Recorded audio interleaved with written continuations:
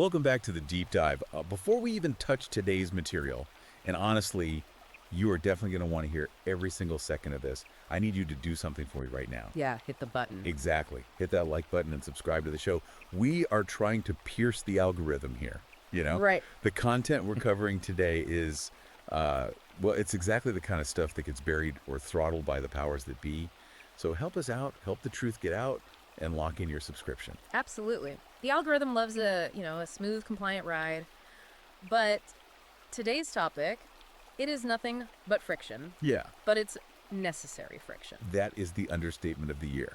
Today we are doing a comprehensive review of a truly explosive new ebook. It's called Children of the Void, Feminism's Atomizing Legacy by Sophie Marie Eve Riker. It's a massive text. It really is. Yeah. I read a lot of books for this show. Yeah. And usually they feel like books, but this one, it didn't feel like a polite academic suggestion. Yeah, not at all. It felt like someone grabbed me by the shoulders and shook me. It's ultra long, it's incisive, and it is absolutely fascinating. And we need to be clear right off the bat about the framing here. The author doesn't present this as a nuanced debate on tax brackets. Right? Riker frames this explicitly as a red pill wake-up call. Yeah, if you're a men's rights activist or you consider yourself part of the manosphere, if you're a red-pilled guy listening to this book is targeted directly at you. Exactly. It's a manifesto for men who feel that profound dissonance in modern culture. It's that feeling where you look around at the skyscrapers, the roads, the power grid. The bridges. Yeah, the bridges.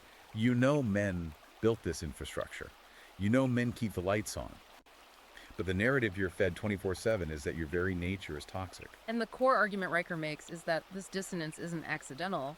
The book claims it's engineered. She argues that everything we've been told about history, gender, and society is a lie designed to atomize the family unit and essentially subjugate men. It's a heavy claim. We're talking about dismantling what the book calls the oppression narrative. Right, exposing this unholy alliance between Marxism and feminism. And the book actually offers a roadmap for the counter-revolution. And because this text is so dense, we are spanning legal theory, evolutionary psychology, history. We are only going to scratch the surface today. You barely even scratch it. Right. We are giving you the map, but you need to walk the territory. So if this resonates with you, you need to go to Amazon Kindle or Google Playbooks right now. Yep. Search for Children of the Void and buy it. You need the full text to understand these arguments because we can't cover 1,000 pages in 20 minutes. It really can't. Let's jump into the first major concept, though, because it completely flips the script on how we usually talk about gender history. The Patriarchy Shield. Right. We are taught from kindergarten that patriarchy is this evil system of oppression, a cage built by men to keep women down. But Riker flips that entirely. She does. The book introduces the buffer zone theory. It argues that civilization is, at its core, a fortress. Okay. Historically, the book claims men didn't function as the oppressors inside the fortress. They functioned as the outer wall. They created a buffer zone. Exactly. A buffer between the absolute chaos of nature saber-toothed tigers, invading armies, the elements, and the sanctuary of the home. So the premise here is that men didn't oppress women. Men created a safe space so women could nurture the future without getting killed. Precisely. The author says it's the difference between a cage and a fortress. You lock a cage to keep people in, you lock a fortress to keep the danger out. That's a powerful distinction. And the book uses this visceral image. It says feminists are basically taking a sledgehammer to the roof of the house during a hurricane. Because they don't like the shadow the beams cast on the carpet. Right. They don't realize the storm is still raging outside because the shield works so well they forgot the storm even existed. Which leads directly into another concept that really stuck with me. The glass cellar. Oh, yeah. We hear endlessly about the glass ceiling. Why aren't there more female CEOs? Why aren't there more women on the board of directors? But Riker asks, where is the demand for equality in the sewers? Exactly. This is what the book calls the blood tax. The statistics the author pulls are wild. 99% of dangerous, dirty, and deadly jobs are performed by men. Deep sea welders, high voltage linemen. Coal miners, roughnecks on oil rigs. The book argues that men are treated as disposable cogs in a machine they built. Riker's point is that feminists want the air-conditioned boardroom, but they aren't fighting to get into the trenches where the mortality rate is high. It's selective outrage. The book frames it as a power grab for privilege without the corresponding responsibility or risk. And the author claims that by dismantling this patriarchy shield, we aren't liberating women, we're just exposing everyone to the void of chaos. But we have to ask, according to the text, how did we get here? How did we get to a point where protection is framed as oppression? The book traces this back to a very specific historical pivot.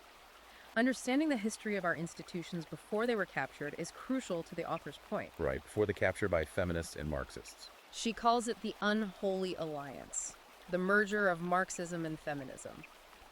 And look, before anyone's eyes glaze over at the word Marxism, the book insists this isn't abstract theory. It's the operating system of the modern world. Exactly. The book dives into the history of cultural Marxism. Originally, classical Marxism was about class war, the proletariat versus the bourgeoisie. Rich versus poor. Right. But in the West, specifically in the mid-20th century, the working class was actually doing pretty well. They had unions, homes, cars. They didn't want to revolt. Exactly. Capitalism was actually working for them. So thinkers like Herbert Marcuse and the Frankfurt School realized the class war angle was failing. They needed a new way to destabilize the system. They needed a new proletariat. So, according to Riker, they pivoted to identity politics. Instead of rich versus poor, it became men versus women. They replaced class with gender and race. The book argues they realized they could weaponize grievances. And this is where she details the long march through the institutions. They didn't try to win elections initially, they took over the universities. Specifically, they created gender studies departments. Riker calls these departments landing craft for ideology. I'm landing craft. Like they are establishing a beachhead to replace logic with grievance. And once they captured the universities, they trained the lawyers, the HR directors, and the teachers. And then they went after the legal system. Which brings us to what the book calls the Tribunal of Tears, Title IX. Right. The book heavily critiques the 2011 Dear Colleague letter from the Obama administration. It effectively mandated that colleges judge sexual misconduct cases not by the standards of criminal law, which is beyond a reasonable doubt, but by a preponderance of evidence. And for those listening who aren't lawyers, preponderance of evidence basically means 50.01% certain. It's a coin flip plus a feather. It is. And often without proper due process or the right to cross-examine the accuser. The example in the book that made my blood boil was the story of Grant Neal. It's a terrifying case study. So according to the book, Grant Neal was a nursing student, top of his class, bright future. He was expelled, his life ruined, and not because his girlfriend accused him of anything. She actually said their intimacy was consensual. They were in a relationship. He was expelled because a bystander, a third party, thought a kiss looked non-consensual. That is the Tribunal of Tears in action. The book uses this to explain how the presumption of innocence has been severed. The author calls presumption of innocence the golden thread of common law. And it's been replaced by listen and believe. The argument is that in this system, feelings trump facts. If someone feels offended on someone else's behalf, you are guilty. It's an inversion of justice. The book claims it's creating a hostile environment where young men are one accusation away from having their futures erased. And it's not just the legal system. The book argues there is a war on biology itself. Riker goes hard against the blank slate myth. The idea that boys and girls are born exactly the same and are just socialized differently. This is where the book brings in the tragic case of David Reimer, the John Jones case. It's presented as the ultimate counter-argument to the idea that gender is merely a social construct. For those who don't know the history the book covers here, this was a botched circumcision back in the 60s. A doctor named John Money convinced the parents to raise the boy David as a girl named Brenda. They gave him hormones, surgery, everything. They tried to socialize him into being female. And it failed catastrophically. The book details how David, despite being raised as a girl from infancy, knew he was male. He gravitated toward male behaviors. He tore off dresses. We fought. He eventually transitioned back to living as a man, but the trauma of that experiment led to his suicide. Riker uses this to argue that the hardware of masculinity cannot be socialized away. You can't program a boy to be a girl. But the schools are trying, aren't they? The book talks about how normal boy behavior is now treated as a pathology. Testosterone poisoning, they call it. The education system has become hostile to boys. The book argues that risk-taking, roughhousing, that kinetic energy boys have, it's treated as a disorder. So you see a massive spike in Ritalin prescriptions. We are drugging boys to make them sit still, turning them into compliant furniture, as the book says. And the result, according to the author, is the boy strike. Men are fleeing universities. Why would you pay tens of thousands of dollars to go to an institution that tells you you're the source of all evil, tries to medicate your personality away, and then sets up a tribunal of tears to expel you? Exactly. The book says if the game is rigged, the only winning move is to stop playing. But this withdrawal has consequences. And that leads us to the title of the book, Children of the Void. We are talking about the impact of removing fathers from the home. This is the atomization the author is warning about.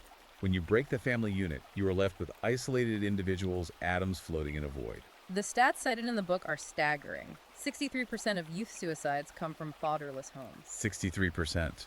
That is a crisis-level number. The book also claims 90% of homeless and runaway children are from fatherless homes. Riker argues that the father is the bridge to the outside world. The one who teaches risk, competition, and boundaries. The mother provides the sanctuary. The father provides the map to the wilderness. When you remove that map, you get chaos. You get the prison pipeline. But the author argues the system seems designed to remove the father. The book talks about the Disneyland dad. That's the visitation trap. Fathers are reduced to weekend entertainers. They lose their authority. The mother holds the power, and the father just pays the bills and takes the kids to the movies every other Saturday. The book claims it strips men of their role as leaders. Let's talk about the golden uterus fallacy. Right. That was a term I hadn't heard before. But the book uses it to address the legal inequality in reproduction. It refers to the double standard regarding rights and responsibilities. The book points out that women have a safety net. They can surrender parental rights through abortion or adoption. They have a choice right up until the end. But men face strict liability. If a child is born, the man is financially on the hook, regardless of his consent to be a father, even if he was deceived. Riker argues this feeds into the divorce industrial complex, a system where men are essentially enslaved by financial obligations while having no rights. It's profound inequality. And the book argues that this isn't just bad for men, it's civilization ending. That is the void. A society without fathers dies. The book points to birth rates falling below replacement levels across the West. If men realize that marriage is a suicide pact, that they can lose their children and their assets on a whim, they stop marrying. They stop having kids. And a civilization that doesn't reproduce has lost the will to live. It's grim, but the book doesn't just leave us in the despair. This is the part I really wanted to get to, the counter-revolution. Riker offers a roadmap. She says it's time to stop apologizing and start restoring order. The solution presented isn't to complain on forums, it's to build. The book introduces monk mode. Break down monk mode for us, based on the text. It's a strategic withdrawal. The advice is for men to pull back from the dating market entirely for a set period. Stop chasing women. Stop using dating apps. The book calls those apps digital slot machines. Designed to give you intermittent dopamine hits while extracting your wealth and self-esteem. Instead, the focus should be entirely on building resources, competence, and yourself. And there is a very specific physical mandate in there too, the 400-pound deadlift. The book is very specific about this. It argues that physicality is a form of resistance. Lifting heavy iron is framed as a mental and physical shield. When you are physically strong, the shrieking of ideology affects you less. You are grounded in reality. The bar weighs 400 pounds, whether you identify as strong or not. It cuts through the nonsense. It's about becoming undeniable. This is all part of what the author calls the ghost protocol. Delete the apps, block the news, which the book calls psychological warfare anyway, and read books published before 1960. That's a key point. Read books from before the Long March corrupted the language. Reconnect with the minds that actually built Western civilization, not the ones trying to deconstruct it. But what about relationships? If a guy does come out of monk mode, what does the book say the goal should be? Because it's clearly not equality in the modern sense. No, Riker pushes for complementarity. The idea that men and women are not the same, but distinct and complementary parts of a whole. She uses the ship analogy. The family is a hierarchy. The man is the captain. The woman is the executive officer. The captain sets the course and takes responsibility for the safety of the ship. It's not about tyranny. It's about responsibility. The executive officer has authority. She runs the day-to-day. But the captain bears the burden of the final decision. The book argues that this structure worked for millennia because it aligns with our evolutionary biology, and rejecting it has led to the misery we see today. It's about embracing the red pill reality. The book frames this as a war for the soul of culture. And reading it, you really feel that urgency. It's positioned as a weapon against gaslighting. That is the perfect way to describe the author's intent. It's a tool to dismantle these arguments with logic, history, and evolutionary psychology. When someone tries to tell you that masculinity is toxic, this book gives you the data to push back. To say, no, masculinity is the only thing standing between you and the mud. Civilization is the only thing separating us from the mud, and it was built by men. That line from the book gave me chills. It's a powerful closing thought from the author. We have to stop apologizing for the strength that keeps the lights on. Listen, we have covered a lot, but Children of the Void goes so much deeper. It really does. It covers the abortion pandemic, the Me Too witch hunts, the wage gap myth. We literally couldn't fit it all in. You need to get this book.